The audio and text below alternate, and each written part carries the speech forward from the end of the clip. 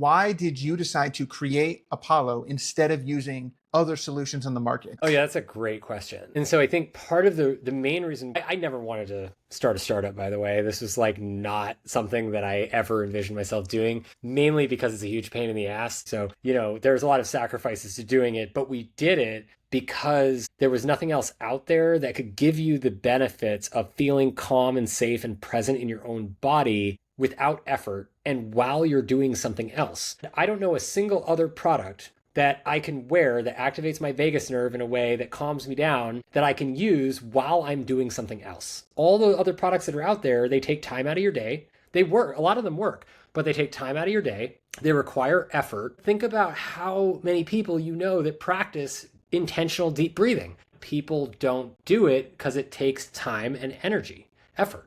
And so my patients were really struggling with this. I was, working in the clinic. A lot of my patients were, again, like veterans with severe PTSD, traumatized women, and people who just were working jobs, having kids, trying to reintegrate back into regular life, and struggling to have enough time to just like go for a walk during a day or eat healthy.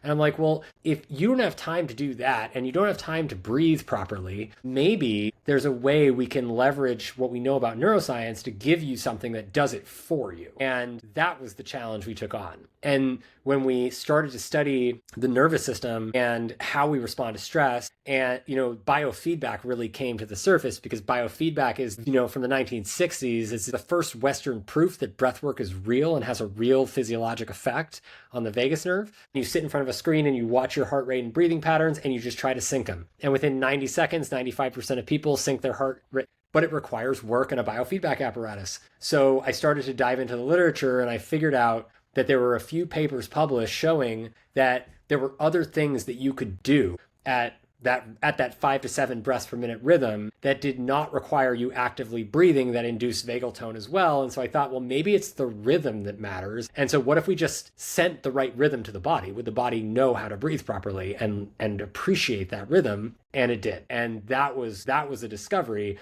was that we could do this automatically for you using neuroscience. And I was like, okay, through touch. And I was like, oh, wow, that's crazy. You can just wear this thing in the background and it will make you breathe properly and you don't have to even think about it.